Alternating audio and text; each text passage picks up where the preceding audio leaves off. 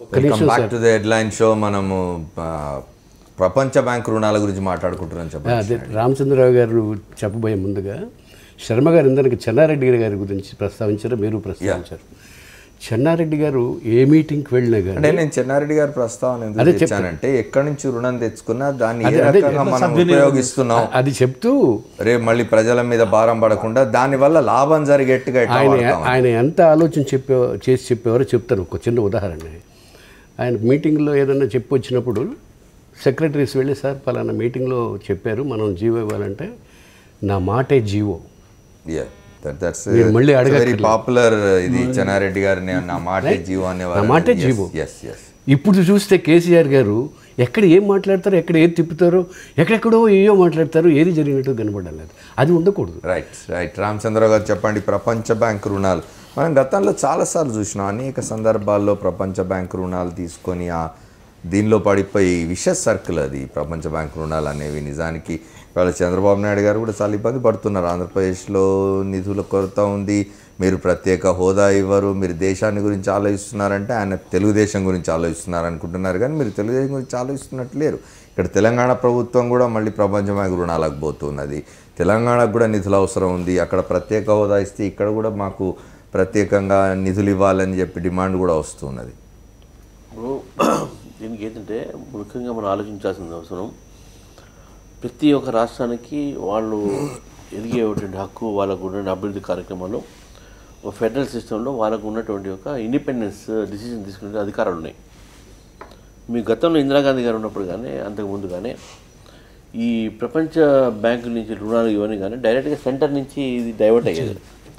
కానీ మొట్టమొదటిసారిగా అటల్ బిహారీ వాజ్పేయి గారు వచ్చిన ఆ తరంలో వీళ్ళు స్టేట్స్కు ఇండిపెండెంట్గా డిసిషన్ తీసుకొని మీరు ఏ దేశాల నుంచైనా లోన్ తీసుకొని మీ ఒక దేశం డెవలప్ చేసుకోవచ్చు అనే దీంట్లో అప్పుడు ఏషియన్ డెవలప్మెంట్ బ్యాంక్ నుంచి రాజీవ్ రహదారి హైదరాబాద్ జరిగినప్పుడు, దాని తర్వాత చంద్రబాబు నాయుడు గారు ఉన్నప్పుడు హైదరాబాద్ నగరంలో యూసీడీ కింద, అర్బన్ కమ్యూనిటీ డెవలప్మెంట్ కింద వరల్డ్ బ్యాంక్ నుంచి స్లమ్ ఫ్రీ హైదరాబాద్ చేయడానికి ప్రయత్నం చేయడానికి వరల్డ్ బ్యాంక్ నుంచి లోన్ తీసుకోవడం జరిగింది.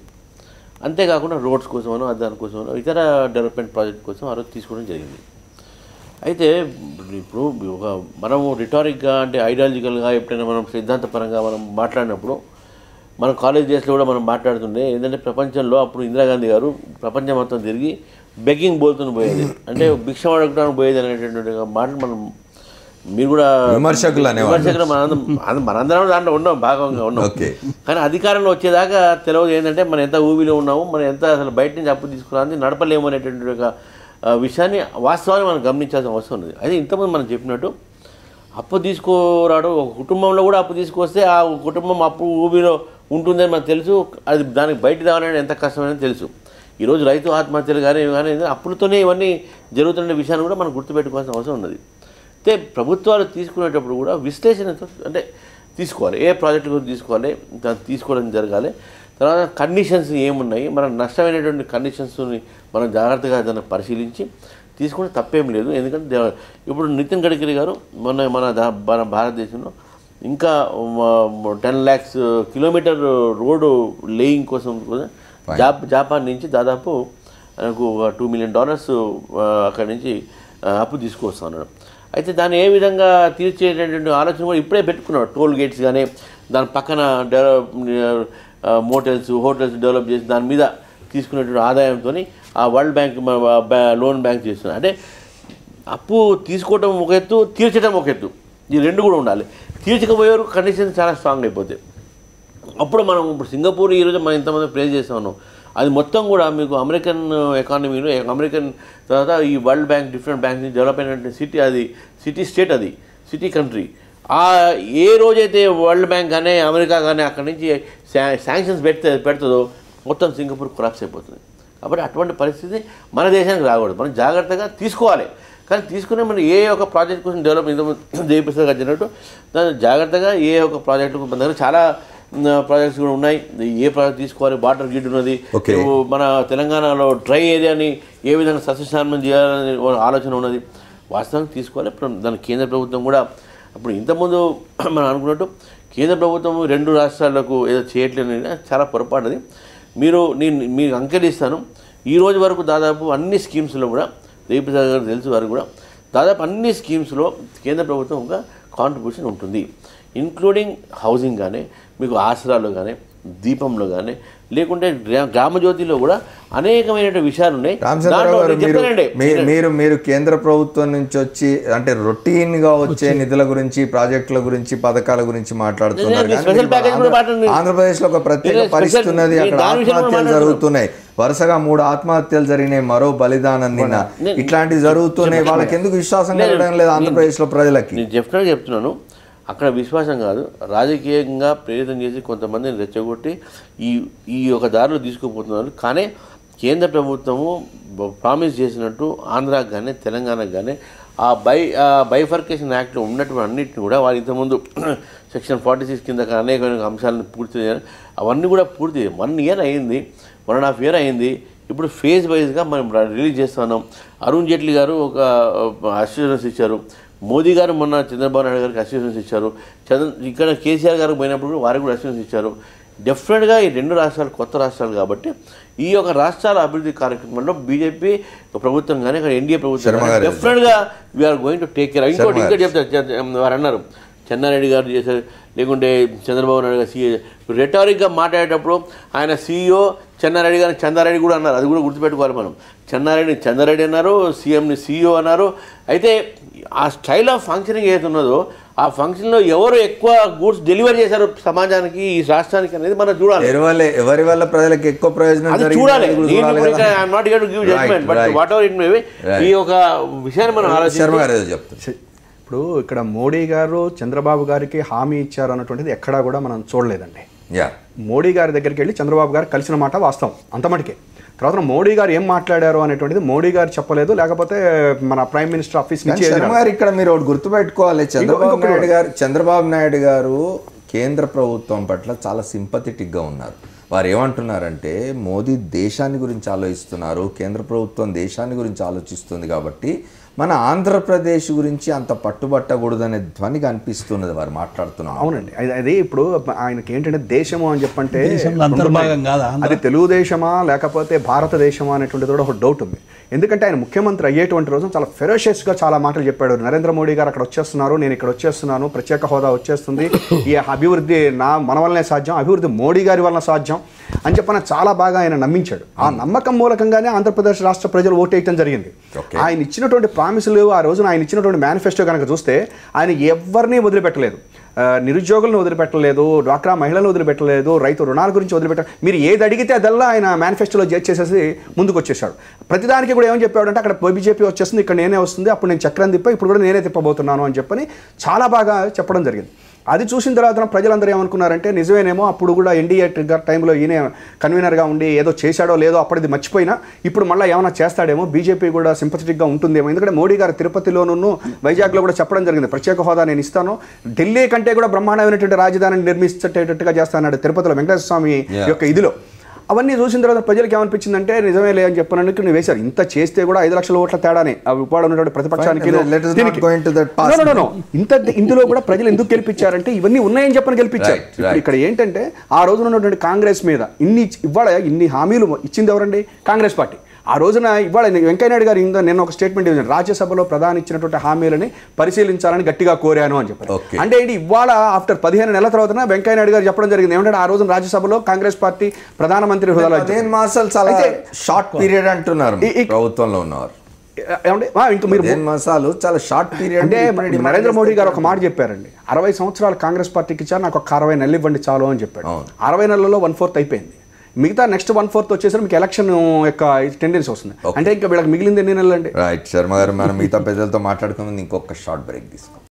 హెడ్లైన్ షోకి తిరిగి స్వాగతం. మనం ప్రపంచ బ్యాంకు రుణాల గురించి మాట్లాడుకుంటున్నాం. నిజానికి ఇంతకుముందు రామచంద్రరావు గారు చెప్పినారు, మొదట ఇది కేంద్ర ప్రభుత్వం ద్వారానే వచ్చేవి ఏ రుణాలైనా, విదేశీ రుణాలు. కానీ వాజ్పేయి గారి ప్రభుత్వం వచ్చిన తర్వాత రాష్ట్రాలకు స్వతంత్రంగా ప్రపంచ బ్యాంకు రుణాలు కానీ ఇతర దేశాల నుంచి రుణాలు కానీ తీసుకొచ్చుకునే వెసులుబాటు కల్పించడానికి. కానీ నిజానికి కేంద్రం యొక్క అజమాయిషీ ఉంటేనే బాగుండేదేమో. అంటే ఫెడరల్ స్ఫూర్తికి విరుద్ధం అని అనిపించవచ్చు, కానీ రేపు మళ్ళీ ఏదైనా జరిగితే ఆదుకోవాల్సింది కేంద్రం రాష్ట్రాల్ని. చెప్పండి కృష్ణారెడ్డి. రామచంద్రరావు గారు సెక్షన్ 46ను 94 గురించి మాట్లాడారు విభజన చట్టంలో. విభజన చట్టంలోనూ తర్వాత 46, 94 కాకుండా 13th షెడ్యూల్లో ఇచ్చినటువంటి 6 months లోపల సాధ్యాలు చేస్తామని కానీ మిగతా విషయాలన్నింటిలో కూడా తెలుగుదేశం ప్రభుత్వం కేంద్రాన్ని అడగడంలో విఫలమైందా, లేక మీరు వాళ్ళు ఒకవేళ సాధ్యాలు పరిశీలించండి అని వాళ్ళంతా రిపోర్ట్ ఇచ్చిన తర్వాత కూడా కేంద్రంలో నిర్లక్ష్యం వల్ల ఇది జరుగుతుందా, లేకపోతే నిజంగా పూర్తిగా వివరాలు రాష్ట్ర ప్రభుత్వం నుంచి రాకపోయినందువల్ల ఆలస్యం జరుగుతుంది? ఓకే, ఇది రామచంద్ర గారి ఒక బ్యాక్గ్రౌండ్లో మాట్లాడుకోవాలి మనం. రేపు ఆంధ్రప్రదేశ్ రాష్ట్రం అంతటా కూడా బంద్ జరగబోతుంది. వైఎస్ఆర్ కాంగ్రెస్ పార్టీ బంద్ పిలిపించింది. వామపక్షాలు, ఇతర రాజకీయ పార్టీలు, ప్రజా సంఘాలన్నీ కూడా దానికి మద్దతు ప్రకటించినాయి. రేపు బంద్ జరగబోతుంది. ఇప్పటికే 3 ఆత్మహత్యలు చేసుకున్నారు. మనం తెలంగాణ ఉద్యమ కాలంలో చూసినాము. ఇట్లాంటి భావోద్వేగాల కారణంగా జరిగే నష్టాన్ని మనం అనుభవించిన వాళ్ళం. ఆంధ్రప్రదేశ్లో కూడా ఆ పరిస్థితి దాపురించింది. వాస్తవానికి ఈ ఆత్మహత్యలు ఇవన్నీ జరగకూడదని అందరు కోరుతాము.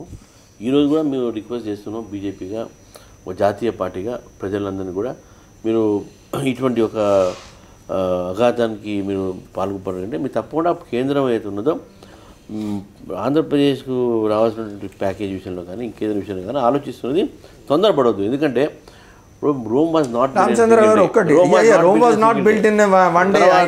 I know that కానీ రామచంద్ర గారు I don't have magic wand ఒక మాట డెఫినెట్గా ఓవర్ నైట్ ఆంధ్రప్రదేశ్ను స్వర్ణాంధ్రప్రదేశ్గా మార్చలేరు ఎవరు. కేంద్రమైనా మార్చలేదు, చంద్రబాబు నాయుడు గారు ఎవరైనా మార్చలేరు. బట్ స్పెసిఫిక్ హెల్ప్, స్పెసిఫిక్గా ఇది రాబోతున్నది మీ రాష్ట్రానికి అని చెప్పగలిగే సాహసం కూడా కేంద్రం చేయడం లేదు, చంద్రబాబు నాయుడు గారు ఎందుకు చేయట్లేదండి. వర్క్ జరుగుతున్నది. మీరు ఇప్పుడు ఇక్కడ నేను బీజేపీ నుంచి ఉన్నాను కాబట్టి నేను చంద్రబాబు నాయుడు గారి తరఫు నుంచి నేను బ్రీఫ్ తీసుకోలేను. బట్ మా మిత్రపక్షం కాబట్టి విమర్శలు వస్తున్నాయి కాబట్టి నేను డెఫినెట్గా డిఫెండ్ చేయాల్సిన అవసరం నాకు ఉన్నది. ఒకటి ఏంటంటే అక్కడ వారు చేసినటువంటి డెఫినెట్గా పని ఏదైతుందో, క్యాపిటల్ ఏదైతుందో, నిర్మాణం ఏదైతున్నదో, లేకుంటే ఇతర పనులు ఏదైతున్నాయో డెఫినెట్గా వేగవంతంగా జరగాలని కోరుతున్నాం. జరుగుతుందని చెప్పి ఉంది. సరే, రాజకీయ పార్టీగా అపోజిషన్ పార్టీగా వైసీపీ వారు కానీ కాంగ్రెస్ పార్టీ వాళ్ళు కానీ ఆ ఒక కొన్ని లోపాలని వాళ్ళు వాడుకోవడంలో తప్పేం లేదు. వాళ్ళు రాజకీయంగా వాళ్ళు వాడుకుంటారు. కానీ అక్కడ నేను ఏమంటున్నానంటే డెవలప్మెంట్ యాక్టివిటీస్లో అపోజిషన్ కూడా ప్రభుత్వాలతో కోఆపరేట్ చేయాల్సిన అవసరం ఉన్నది. మోదీ గారు అదే చెప్పారు. ఏమన్నారంటే ఈ దేశాన్ని ఇన్ని రోజులు ఈ 60 సంవత్సరాలు పరిపాలన తప్పుడు చేసిన ఈ డెవలప్మెంట్లో అందరి బాగా ఉండాలి, టీమ్ ఇండియా అని చెప్పాడు ఆయన. టీమ్ ఇండియా లాంటిది టీమ్ ఆంధ్రప్రదేశ్ చేయండి, టీమ్ తెలంగాణ చేయండి. అందరు 2 రాష్ట్రాలు కూడా కొత్తవి కదా, ఇద్దరు ఆంధ్రప్రదేశ్ టీమ్ తెలంగాణ లేవండి. ప్రభుత్వం సిద్ధంగా లేదు, ఎందుకు ప్రతిపక్షాలతో మాట్లాడేది ఆత్మహత్యలాగా తీసుకురాకండి. టీమ్ ఆంధ్రప్రదేశ్ మీరు పనిచేయండి. డెఫినెట్గా వీఆర్ సెంటర్ నుంచి వచ్చేటటువంటి వనరులు మీకు వస్తాయి. రావు అని మేము ఇప్పుడే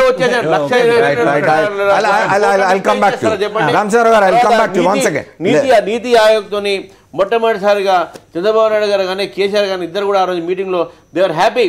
ఏంటంటే మా రాష్ట్రాలకు 32% నుంచి 42% వరకు సెంట్రల్ నుంచి మాకు షేర్స్ వస్తున్నాయని చెప్పేసి వాళ్ళిద్దరు కూడా హ్యాపీనెస్. 42% ఈరోజు నీతి ఆయోగ్ ద్వారా మీకు షేర్స్ వస్తున్నాయి.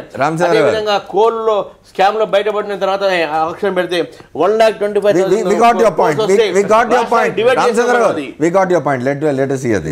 ఒక్కటి అంటే ఈరోజు స్పెషల్ స్టేటస్కు సంబంధించి ఇలా ఆత్మహత్యలు నిజంగానే 3 జరగడం అనేటువంటిది బాధాకరం.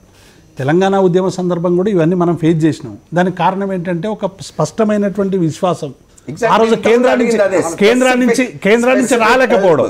ఈరోజు జరుగుతున్నటువంటి తతంగం చూస్తూ ఉంటే ఒకవైపు ఏమో ఆంధ్రాకి సంబంధించినటువంటి ప్రజలలో ఒక ధర్మాగ్రహం వెలువడుతూ ఉంది. ఎందుకంటే రాజ్యాంగబద్ధంగా ఇచ్చినటువంటి హామీని అమలు చేయడం లేదనేటువంటి ఒక అమలు చేయాల్సినటువంటి వాళ్ళ మీద న్యాయమైనటువంటి పోరాటం. అది ఎవరో ప్రేరేపితం అంటే మనం ఒప్పుకోవడం. నిజంగానే అందులో సమస్య ఉంది.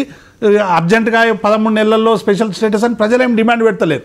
మేము మీకు స్పెషల్ స్టేటస్ ఇస్తున్నాం అనేటువంటి ప్రకటన కేంద్రం నుంచి సరైనటువంటి పద్ధతిలో రావడం. వెంకయ్యనాయుడు గారు అంటున్నారు, ఇంకొక ఆయనేమో సమాధానం చెప్పేటప్పుడు అది మీ రాష్ట్రానికి సంబంధం లేదు, ఇది నీతి ఆయోగ్కు సంబంధించినటువంటి అంశం, ఫైనాన్స్ ప్లానింగ్ కమిషన్కు సంబంధించి క్రైటీరియా లేవని ఒక ఆయన మాట్లాడుతున్నాడు.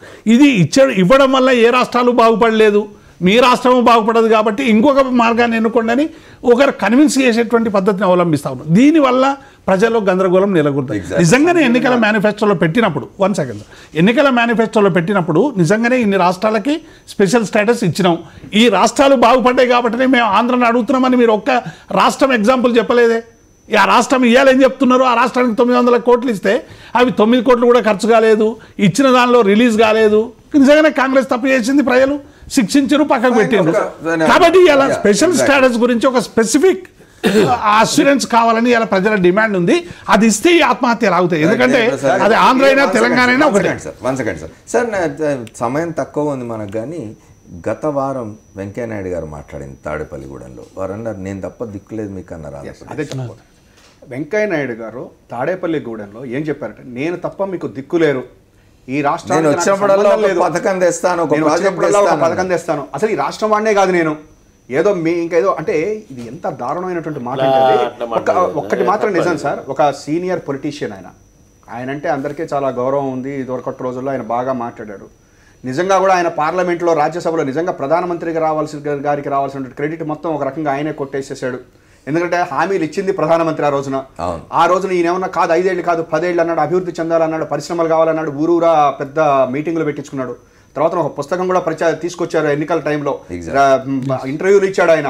ఇవన్నీ చేసిన తర్వాతన ఇవాళ నేను కర్ణాటక నుంచి గెలిచాను, మిమ్మల్ని నన్ను ఓడించారు కాబట్టి నేను కర్ణాటకలో గెలిచాను, నేను తప్ప దిక్కులేదు అనేటువంటిది చాలా నిజంగా ఒక సీనియర్ పొలిటీషియన్, ఒక సీనియర్ చేసినటువంటి వ్యక్తి, ఒక మంత్రి మాట్లాడాల్సి కాదు. ఇంకొకటి కూడా ఉందండి వెంకయ్యనాయుడు గారితో. ఆయన ఎంతసేపు నిన్న చంద్రబాబు నాయుడు గారు వచ్చేసి ఏమంటాడంటే ఇదేమన్నా సంజీవినా అని చెప్పని అంటాడు. నిన్ననే మళ్ళీ రాజ్యసభలో ప్రధానమంత్రి ఇచ్చినటువంటి హామీలు అని చెప్పిన వెంకయ్యనాయుడు గారు అంటారు. ఇవన్నీతోటి ఏమైందంటే ప్రజలకి ఒక రకంగా భయం ఏర్పడిపోయింది. అసలు నిజంగా ఈ ప్రత్యేక హోదా కన్ఫ్యూజన్ లో పడిపోయారు. వాళ్ళ వెంకయ్యనాయుడు గారు కానీ స్పష్టంగా ఒక హామీ, నాకు నిజంగా నువ్వు ఈ రాష్ట్రానికి చెందిన వాడిని అయితే, నేను ఈ రాష్ట్రానికి చెందిన వాడిని, ఈ రాష్ట్రం గురించి నేను తీసుకోదలుచుకున్నా, ప్రత్యేక హోదా గురించి నేను మాట్లాడాను, మీకు ఆ రోజు రాజ్యసభలో ఎందుకంటే నేను తెలంగాణ రాజ్యసభ గురించి మాట్లాడడం లేదు, తాడేపల్లిగూడెం గురించి మాట్లాడుతున్నాం. అయితే మొన్న మాట్లాడినటువంటి ఒక విషయం కూడా ఏ సందర్భంలో మాట్లాడారు, ఏ విధంగా మాట్లాడారు దాన్ని sir you want me to play the video, you want me to play the video. Video తెలుసు, నేను కూడా విన్నాను, ఆ స్పీచ్ కూడా నేను కూడా విన్నాను. కానీ ఏ సందర్భంలో మాట్లాడారు, ఏ ఒక దీంతో మాట్లాడారు, సందర్భం ఏదైనప్పటికీ కూడా సందర్భం ఏదైనటువంటి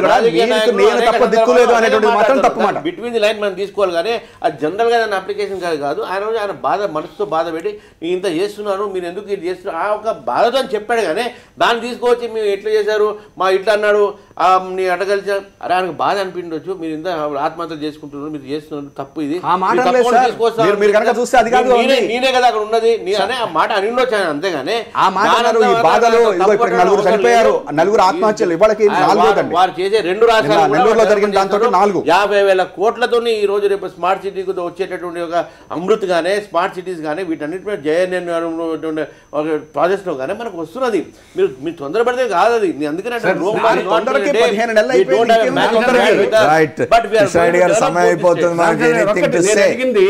నేను అడిగింది విభజన చట్టంలో ఇచ్చిన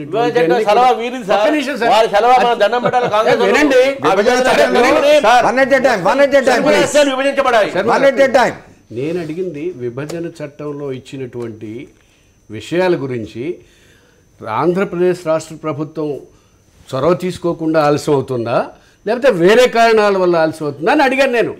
అది మీరు చెప్పకుండా వేరే వేరే చెప్తే ఎట్లాగా?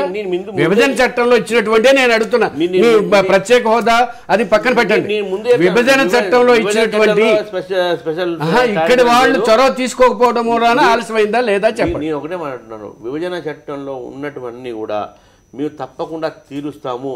2 రాష్ట్రాలకి మేము ప్రామిస్ చేసినట్టు అన్నీ కూడా విభజన చట్టంలో ఉన్నటువన్నీ కూడా తప్పకుండా తీరుస్తాము, దానికి కట్టుబడి ఉంటాము. దాంట్లో ఏమైనా సవరణలు ఉంటే అందరం కలిసి సవరణ కోరుతాము 2 రాష్ట్రాల మధ్య. విభజన చట్టంలో ఉన్నటువంటి హామీలన్నీ ఇచ్చినటువంటిది కాంగ్రెస్ ప్రభుత్వము, వాటిని అమలు చేస్తామని చెప్పి ఇవాళ భారతీయ జనతా పార్టీగా మన రామచంద్రరావు గారు చెప్పడం చాలా సంతోషించింది. ఎందుకంటే కాంగ్రెస్ పార్టీ ఆ రోజు ఉన్నటువంటి ప్రధానమంత్రి గారు ఇచ్చినటువంటి రామచంద్రరావు గారి దగ్గర నుంచి వెంకయ్యనాయుడు గారి దాకా అందరూ చెప్తున్నారు ఈ మాట. అసలు చెప్పాల్సినటువంటి వాళ్ళిద్దరూ చెప్పట్లేదండి. నరేంద్ర మోడీ గారు చెప్పట్లేదు, చంద్రబాబు చంద్రబాబు నాయుడు గారు చెప్పట్లేదు. మేము చెప్తుంది కూడా అదే. చంద్రబాబు నాయుడు గారు 25వ తారీఖున వెళ్తున్నారంటే రాష్ట్ర ప్రజలందరూ ఎదురు చూశారు. ఆయన ఏదో మంచి స్వీట్ బాక్స్ పట్టుకుని వచ్చేస్తాడు, ప్రత్యేక హోదా తీసుకుని వస్తారు. ఆయన అక్కడికి వచ్చి సంజీవని అదేమన్నా అని చెప్పని వచ్చేసాడు. మోడీ గారు ఏమన్నా మాట్లాడతారా అని చెప్పంటే ఆయన ఏమి మాట్లాడలేదు. మన అరుణ్ జైట్లీ గారు మాట్లాడారు. అందుకని మేము చెప్పేది ఏంటంటే స్పష్టంగా భారతీయ జనతా పార్టీకి సంబంధించి మేము కానీ తెలుగుదేశం పార్టీకి మేము అడిగేది ఏంటంటే స్పష్టమైనటువంటి ఒక ప్రోగ్రామ్ ఇవ్వండి. ప్రత్యేక హోదా ఉందా లేదా, ప్రత్యేక హోదా ఇస్తున్నారా లేదా, రాయితీరుతో కూడినటువంటి ప్రత్యేక తరగతి హోదా మీరు ఇస్తున్నారా లేదా అని చెప్పి ఈ ఆత్మహత్యలను ఆపాల్సినటువంటి బాధ్యత ఇవాళ అక్కడ ఉన్న బీజేపీ కానీ ఇక్కడ ఉన్న తెలుగుదేశం పార్టీ ఇప్పుడు మాట్లాడుతున్నారు. Our time is over sir. We will discuss it later again. Ramachandrarao గారికి, శర్మ గారికి, కృష్ణారెడ్డి గారికి, దేవిప్రసాద్ గారి కృతజ్ఞతలు. తెలంగాణ ప్రభుత్వం ప్రపంచ బ్యాంక్ వైపు చూస్తూ ఉన్నది. తన ప్రాజెక్టుల నిర్మాణానికి 7 కొత్త పథకాల్ని రూపుదిద్దుకోవడం కోసం అని చెప్పి 1,50,000 కోట్లు కావాలి. దానికి సంబంధించి ప్రపంచ బ్యాంకు రుణం కోసం చూస్తున్నది.